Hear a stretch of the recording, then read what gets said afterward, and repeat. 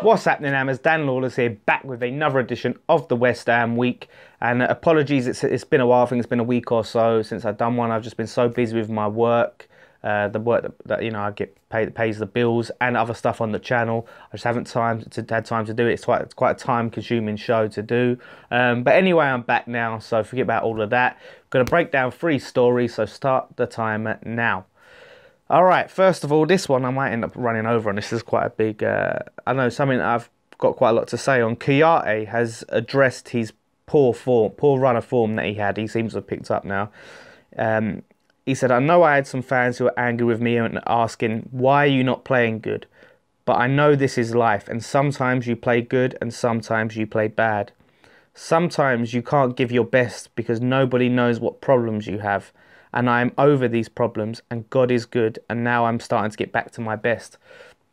And, you know, I've been saying this for a while now, as a lot of people are quick to sort of dig out players and write them off, and so you don't know, you know, everyone just puts it down to not caring or laziness. You don't know what is going on in their life, what the issues is. They could have injuries they're carrying that we don't know about, like Ogbonna did last season, like Noble did, carrying that hernia. You don't know what players are dealing with and what they've got going on for them to just go completely over the top and write them off. So this is what I say is who do go so overboard and abuse players. That's why you don't really see me abusing players. You know, and I think that's another reason why you've got to support them, giving you back. And yes, players, it's different. It's like saying, all right, X, Y, Z had a bad game or they played shit. It's fair enough, but you get people saying, he's useless, get rid of him in the summer. When you know a player, when we've seen with our own eyes that Kouyate is a top player and he's out of form, then you know there has to be something going on there. Do you know what I mean? Like, he had been one of our best players up until we moved. And even early on when we moved to stadium, I mean, you know, going forward, he's brilliant. And I think even playing as a centre-back last season, he was fantastic there. And he's picked up again. You know, Watford, he was brilliant at Watford in the Watford game and the game before that at home. So, you know, he's one of them players who can make really bursting runs, but he put in a lot of tackles. He worked his arse off. And whatever it is that was going on, he's obviously got sorted out. But, yeah, I don't agree with abusing players and all that sort of thing. I just think, you know, it's, yeah, like I said, one thing to criticise a player who's having a bad bit of form, and it shows they see it, and I don't know why people need to tweet the players and message them and just to tell them they're playing bad. They know they're playing bad, but like I said, there's so many different factors, but people are so quick to jump and vilify a player, and we've seen it time and time again. I mean, we get it on some of our fan cams. You know, I mean, Kouyate's got a lot of stick on there. And I upload them, but I don't always agree with everything. You know, same with some of the Noble stick. You know, I was disgusted at the stick that Noble had been getting last year and up to that point. Like, it just goes too far. Do you know what I mean? It goes beyond saying this player's having a bad run of form. Like Kouyate, to me, he should have been dropped through that bad run of form this season a long time ago. He should have been dropped, but he wasn't. So if he's not going to get dropped, you know, I'm bang on behind him, but you know, I would have seen Rice come in. But I just think it goes too far sometimes, and even you hear it, you know, at the games, you know, and the way people are just there, you know, calling the players shit, fuck off, all of that. It's part of it, like, especially, I mean, I understand at the games, the emotions there, the passion is there. So I do understand it to a degree at the games, you know, you go, oh, fuck off and stuff like that. But it's, you know, when you're on Twitter or you're coming for an interview after the game and people are just caning the player, just beyond belief. It's I don't agree with that personally. That's just my opinion, and that's why you don't really, you know, I'll criticise players, but you don't hear me really abusing them or going in very hard on them, unless it's the likes of Andy Carroll, who's got some. I think it gets to a point where you feel like, no, this player generally doesn't give a shit, and you've seen it time over time that they don't, and it's on a consistent basis. I mean, again, it's all about opinions. But for me, Kouyate is someone who had been a fantastic player for us, and like I said, you just don't know why a player is playing bad. You just don't know what's going on. So I think people are too quick to jump to conclusions. So yeah, like I said, completely going off on longer than I would normally. It's usually 2 minutes a topic. But anyway, moving on. Snodgrass is rumoured to be coming back to West Ham in the summer.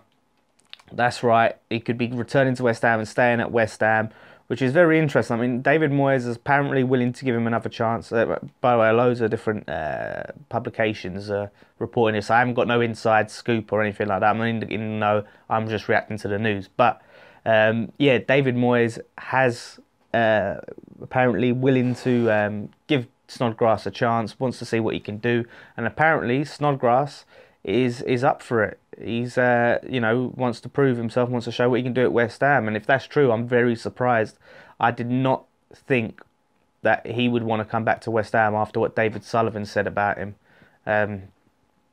So very, very surprising there. I mean, it's an I mean, I know a lot of Villa fans have come out and said, "Why would you want to go back?" And I have to agree with them. Like I said, I have to agree with them, and it depends. I mean, if Villa come up, surely he'd want to stay. I mean, he's really done wonders there. He's been scoring goals. He's been assisting. He's been their best player, Villa.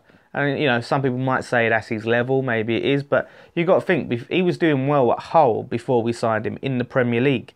And I think us signing him is the reason why Hull went down, because he was such an important player for them. So who knows? In a different system, in a different position, he might do well. He's 30. It depends. If they offer like, a good bit of money, like tens of millions, I'd just take it. At his age, if they offer like 10 to 15 million, maybe, say 15 million, 10, 15 million, take it, and reinvest in the summer rather than take that gamble. Because you have to ask yourself, is he a player that we would sign now at this stage for 10 to 15 million? And if that's what they're prepared to pay, you've got to take that, and we've really got to reinvest. But if he does come back, I'm willing to see what he can do. Finally, Manuel Lanzini's come out recently and said the rehab's going well. He's getting back to fitness, and he could be back for the Liverpool game. He should be back in the team for the Liverpool game, which would be absolutely massive if we could get him back. I mean, he's one we thought was going to be out for weeks and weeks and weeks. It's so funny, you get so used with Carroll, right? When you hear he gets injured and he's going to be out for a couple of weeks, and he's always injured longer than we're told he's injured. Now with Arnautovic coming back early and Lanzini coming back early, it's a nice surprise. I mean, we're so unlucky with injuries.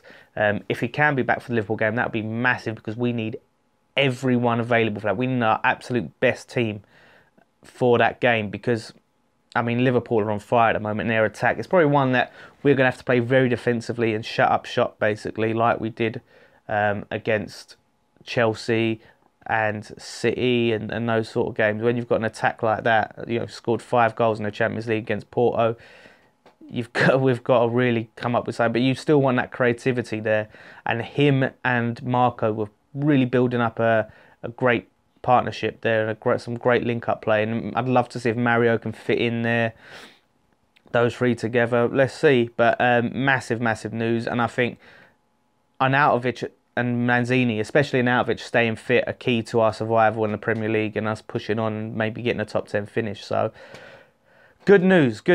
I'm happy with that. Let's hope it's true, and if it can at least make the bench, that will give us a lift. And we still remember that goal at Anfield that Lanzini scored in that brilliant last season at Upton Park. So let's see what happens. I think it's good news.